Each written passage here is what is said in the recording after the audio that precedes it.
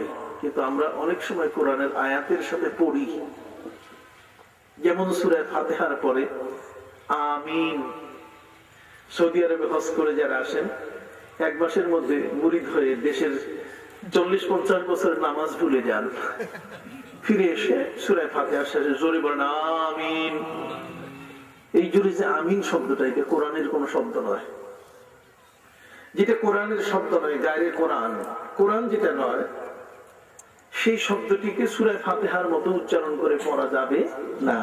এই জন্য আমিনটা আমরা হানাফি মাযহাব অনুযায়ী, আমাদের সাবতিবলা রাহমাতুল্লাহ আলাইহি সহ ওলিয়া উলিয়াদের মাযহাব হচ্ছে যেটাকে আস্তে পড়তে হবে, যেহেতু এটা কোরআন না। আমিন বলা হাদিস দ্বারা সাব্যস্ত, কিন্তু আমিন কোরআনের শব্দ নয়। আমি কি বুঝাতে পারছি আপনাদের? যদি এই বিষয়টি পরিষ্কার হয়, তাহলে আজ থেকে একটা পরিষ্কার ধারণা আপনার মধ্যে সৃষ্টি হলো। নবী করিম সাল্লাল্লাহু আলাইহি ওয়াসাল্লাম ইরশাদ করেছেন, এই সূরাটি সূরা ফাতিহা, এটা সূরা মুনাজাত। আর যত ধরনের মুনাজাত আছে, প্রত্যেকটা মুনাজাতের শেষে আমিন একটা বিষয় জড়িত আছে। হযরতে মুসা আলাইহিস সালাম এবং হযরতে হারুন দুই ভাইয়ে মিলে দোয়া করতেছেন। কি করতেছেন? দোয়া। এখন হযরতে হারুন বলে, মুসা তুমি দোয়া করো। মুসা বলছেন, বড় ভাই আপনি দোয়া করেন। হযরতে হারুন ছিলেন মুসা আলাইহিস সালামের কি বড় ভাই। অতএব ভাইজান, বড় ভাই আপনি দোয়া করুন। হযরতে হারুন বলছেন, মুসা তুমি দোয়া করো। এই দুইজনের মধ্যে ঠেলাঠেলি, এক পর্যায়ে এসে তারা সিদ্ধান্তে এসে গেলেন, ওয়াকাদ উজিবাত দাওয়াতুকুমা, একজন দোয়া করবে আর বাকি সবাই আমিন আমিন বলবে। কতক্ষণ না বাকি সবাই কি যে আমিন বলবে, যিনি দোয়া করছেন, দোয়ার মধ্যে যিনি যা বলছেন, আমিন যে ব্যক্তি বললো তার বেলায় তিনিও একই কথা বলছেন, এটা ধরে নেওয়া হবে। এই জন্যই হযরতে মুসা দোয়া করতেন আর হযরতে হারুন আলাইহিস সালাম আমিন আমিন বলতেন। যারা আমিন পড়ে তারা কিন্তু কম না। কথা কল, যিনি দোয়া পড়ছেন তার দোয়ায় যতগুলো শব্দ তিনি উচ্চারণ করছেন, আর পাশে যদি একজন আমিন বলে, তাহলে ধরে নিতে হবে তিনিও ওই কথাগুলো বলছেন। সুবহানাল্লাহ। ওয়াকাদ উজিবাত দাওয়াতুকুমা। আমাদের একদল মানুষ আমাদের সমাজের মধ্যে আছে, একজন দোয়া করলে নিজে পেট পেট পেট পেট করে দোয়া করে, কিন্তু উচিত নয়। উচিত হচ্ছে যিনি দোয়া করছেন তার দোয়ার সাথে সাথে কি বলা? আমিন বলা। উনি যেটা বলতেছেন ওইটাই আমার কথা, আমি আমিন বললে ওইটাই আমার দোয়া হয়ে যাবে। কথা খেয়াল করেছেন? কাজে ইমাম যেহেতু সূরা ফাতিহা পড়ছেন, এটা সূরা মুনাজাত, এটা সূরাতুল মাসআলা, এটা সূরাতুদ দুআ, এটা দোয়ার সূরা। কাজে যেহেতু দোয়ার সূরা, এই কারণে কোরআনের কোন সূরার শেষে আমিন নাই, কিন্তু সূরা ফাতিহার শেষে কি আছে? আমিন আছে। জিনিসটা কি বুঝে আসছে? ক্লিয়ার হয়েছে আপনাদের কাছে?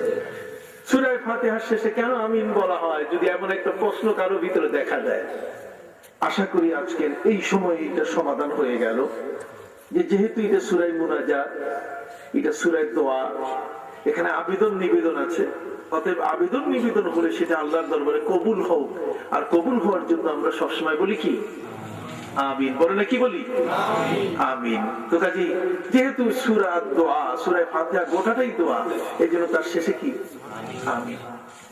আর আমিন যখন কোনো ব্যক্তি বলে, তখন নবী করিম সাল্লাল্লাহু আলাইহি ওয়াসাল্লাম বলেন, কেউ যদি সূরা ফাতিহা তেলাওয়াত করে, তার তেলাওয়াতের সাথে ফেরেশতারা তেলাওয়াত শেষ করলে আমিন বলে।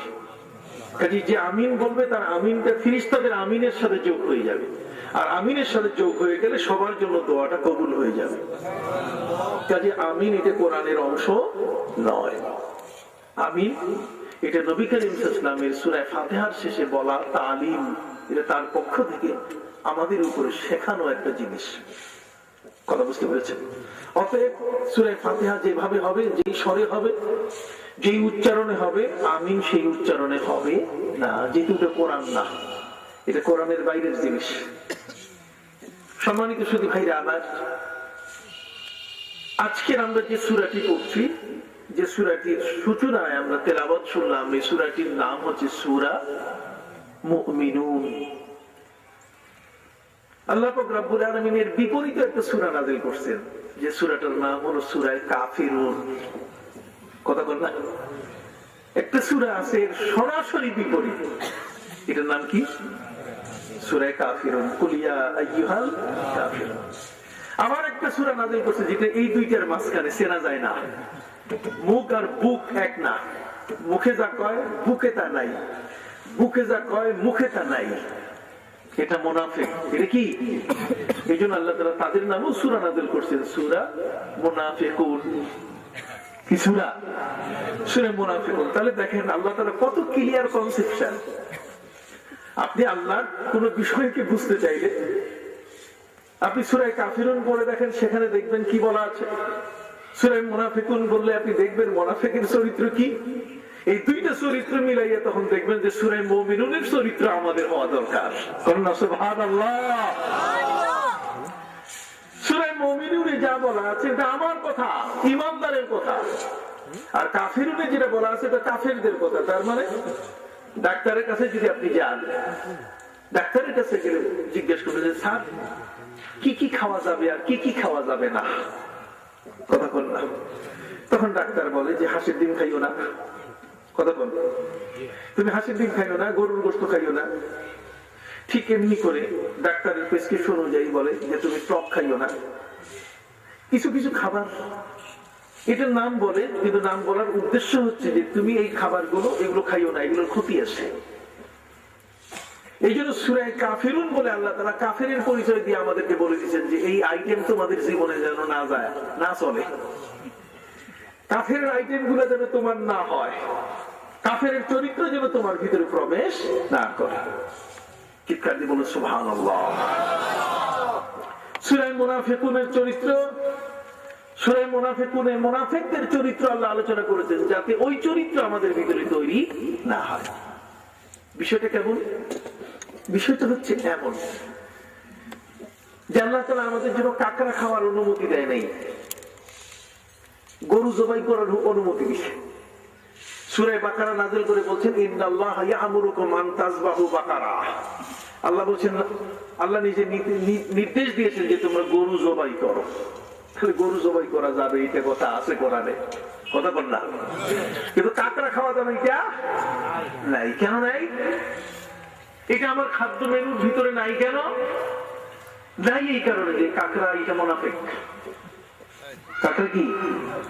আপনি যদি সামনের দিকে আটকায় ধরেন তাহলে ওই দিকে যায়, ওর ঠ্যাং আর সব ওই দিকেও আছে।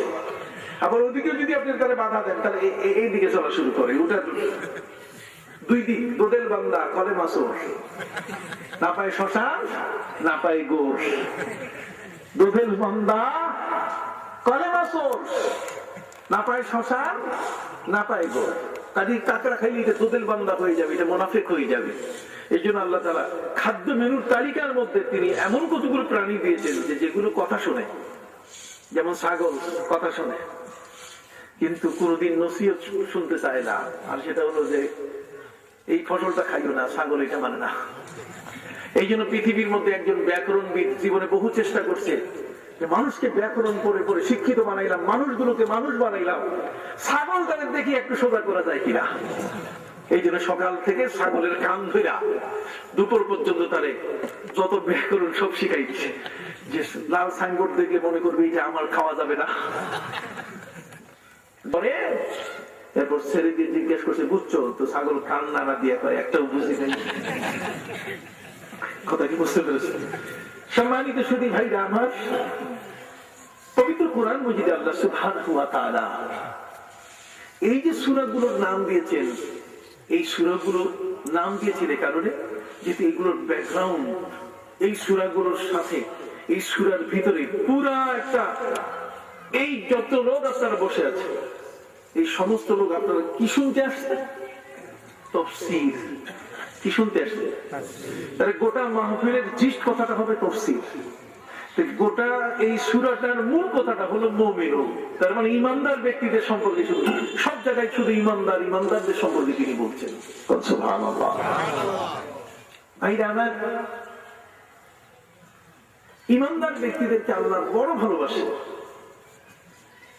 ইমানদার ব্যক্তিদের জন্য আল্লাহ তার জান্নাত তৈরি করছেন, বিশাল এক জান্নাত।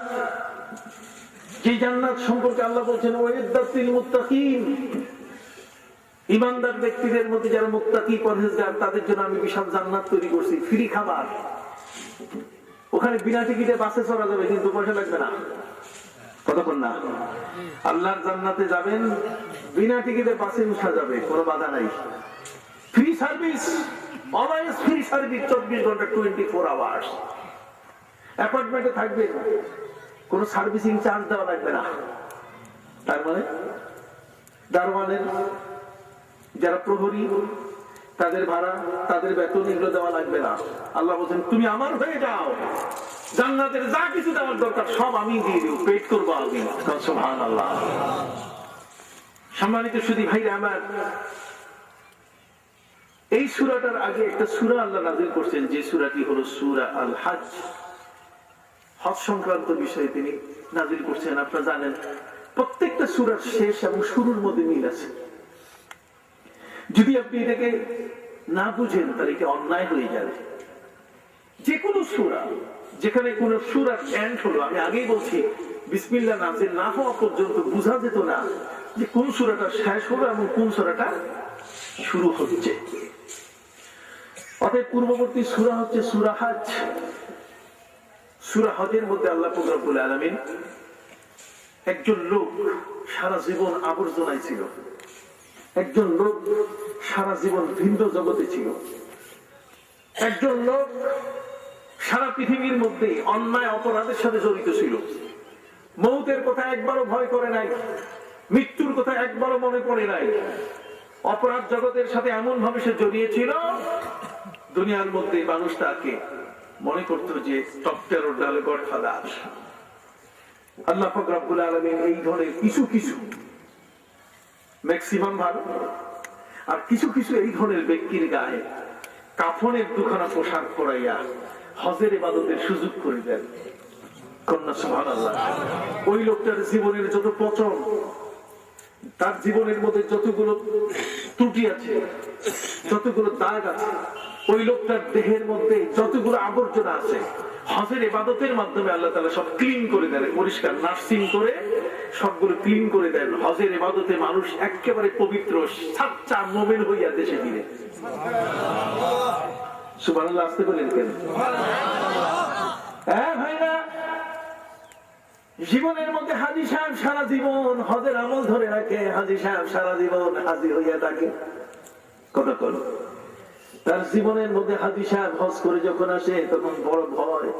আল্লাহর ঘর ধরে আসছে, নবী রওজা জিয়ারত করে আসছে, সাফা মারওয়ার মাঝখানে দৌড়াইয়া আসছি, হাজরে আসওয়াদ চুমু দিয়েছি, হাতিমে কাবার ভিতরে সিজদায় পড়ে মিজানের রহমতের নিচে কাবার গেলাপ ধরে দোয়া করেছি। আমার জীবনের সবচেয়ে বড় অর্জন, আর সেটাকে আমি মিথ্যা, আমি অন্যায় অপরাধ করে আমি শেষ করবো, এটা হতে পারে? হজের ইবাদতে মানুষের মধ্যে ঈমানি শক্তি জীবন্ত রূপ দেয়। একজন হাজী যখন হজ করে আসে তখন তার তওবা তিল্লাহ হয় এত বড় যে জীবনে হাজী আর ওই নাপাক কোন হারাম কাজ করতে চায় না। ঠিক কিনা? এই জন্য দেখবেন হাজীদের কদর দুনিয়া ব্যাপী। হাজী সাহেব, হাজী সাহেব কেমন আছেন? হাজী সাহেব আসসালামু আলাইকুম। আরে হাজী শব্দটা এত বড় পবিত্র একটা শব্দ, যে শব্দটি ধরে মানুষ তাকে ডাকে, সম্মান করে।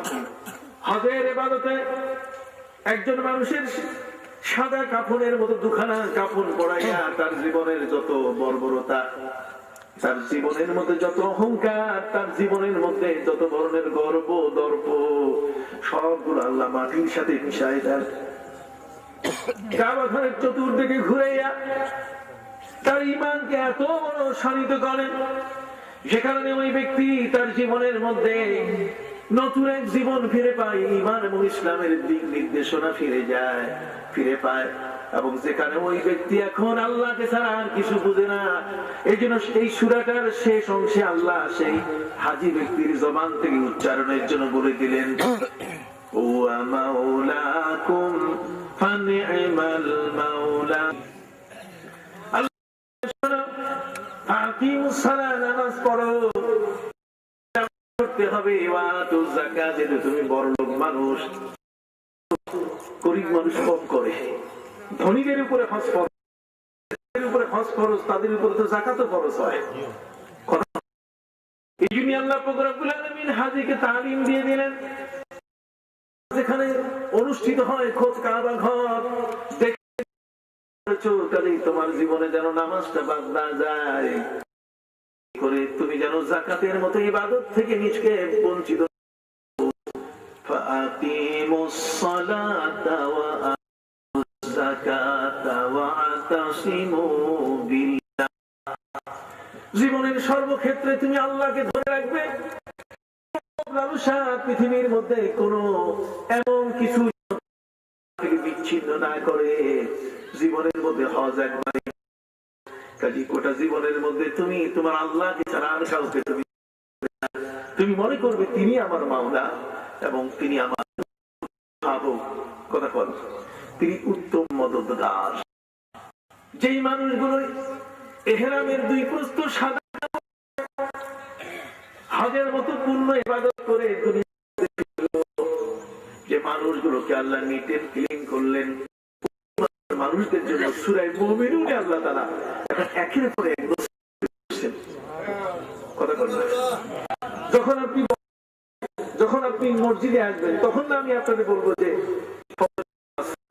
2 রাকাত 4 রাকাত, মসজিদে ঢুকলে তারপর না বলবো যে এই আদব শিখতে হবে। কাজে একটা লোক যখন আল্লাহর পথে চলে এসেছে, একটা লোক যখন ইমামের পথে চলে আসছে, মুমিন যখন, তখন সেই লোকটাকে এখন কিছু উপদেশ দেওয়া দরকার। এই যে সূরা মুমিনুনের শুরুতে আল্লাহ পাক রব্বুল আলামিন ভাবে তাদেরকে এখন উপদেশ দেওয়া শুরু করলেন।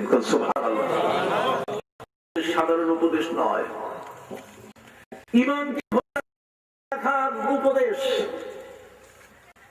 আজ আমাদের শিশুরা এখানে বসে আছে, হ্যাঁ ভাইরা, ছোট ছোট বাচ্চারা এখানে বসে আছে, শিশুরাও আমাদের, কিশোর যারা তারাও আমাদের ওয়াজের শ্রোতা, যারা তারাও আমাদের ওয়াজের শ্রোতা, বয়ঃসন্ধি যৌবনকাল পেরিয়ে যারা এই সমাজের মধ্যে যারা সংসার জীবনে প্রবেশ করেছেন, তারাও আমাদের শ্রোতা কিনা। এই সর্বস্তরের ব্যক্তিকে লক্ষ্য করে আল্লাহ তিনি পরিষ্কার ভাষায় একটি কথা বলে দিলেন, আল্লাহর কথা পরিষ্কার, পেশাপেশি নাই। আল্লাহ ইমানদার ব্যক্তি যারা, তারা কামিয়াব হয়ে গেছে, নাই। সুবহানাল্লাহ, আফলাহাল মুমিনুন, ইমানদার সফল কাম হয়ে গেছে। কারণ ইমানদার সফল কাম হবে না, আমার আল্লাহ বলছেন কাম হবে, আর কে হবে না তোমাদেরকে আমি বলে দেই। আল্লাহ বলেন সবাই বিসমিল্লাহির রহমানির রহিম, আসরি ইন্নাল ইনসানা ফি খুসর ইল্লাল্লাযীনা আমানু ওয়া আমিলুস সালিহাত।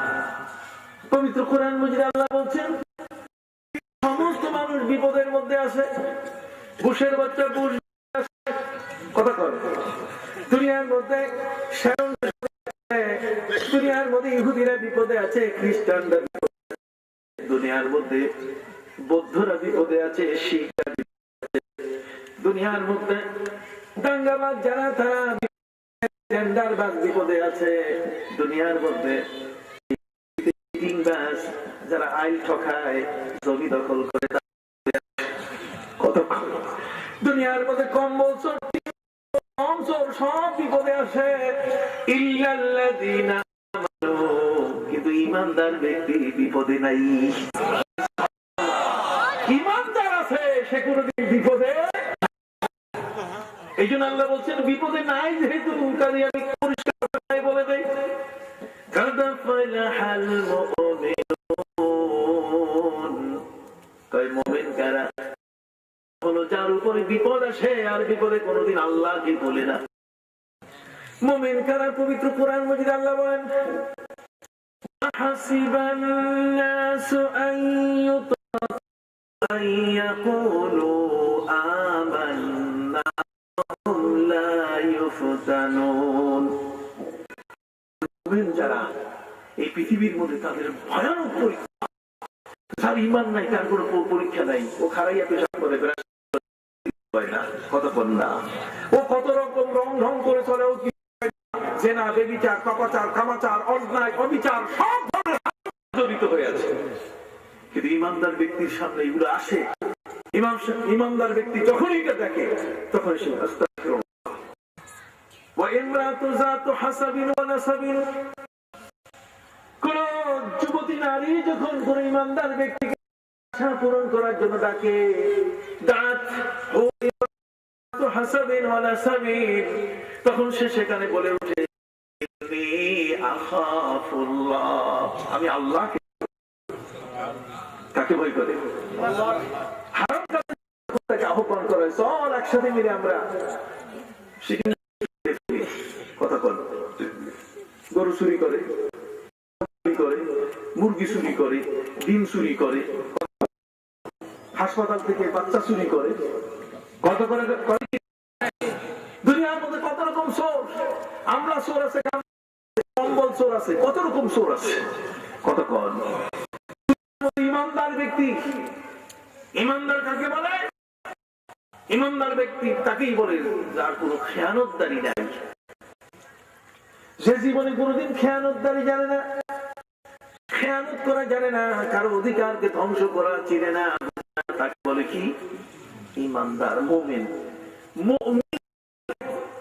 মুমিন বলে মান আমানাল্লাহ, মুমিন ওই ব্যক্তিকে বলে যে আল্লাহকে নিরাপত্তা দেয়, আল্লাহকে নিরাপত্তা দেয়। এই ছোট্ট মানুষটা কি, তারপরে সে আল্লাহকে বলে না, এ কথা বলে না যে আল্লাহর মতো আল্লাহ, সে কোনদিন আল্লাহর সাথে শরীক করে না, কথা বলে কথা বলে না যে আল্লাহ এটা পারে, দিতে পারে না, সর্বদিক থেকে সে আল্লাহকে নিরাপত্তা দেয়। তার কোনদিন সে কখনো আল্লাহর উপরে এমন কোন করে না। ইমানদার ব্যক্তির ভাষা এবং তারা অত্যন্ত পরিপাটি হিসাব বলে, কথা বুঝতে পেরেছেন? সম্মানিত পবিত্র কোরআন মজিদের সূরা মুমিনুনের মধ্যে আল্লাহ বলে দিলেন কাদ আফলাহাল মুমিনুন, দুনিয়ার মধ্যে ইমানদার ব্যক্তিরা হলো সবচেয়ে বড় সফলকাম।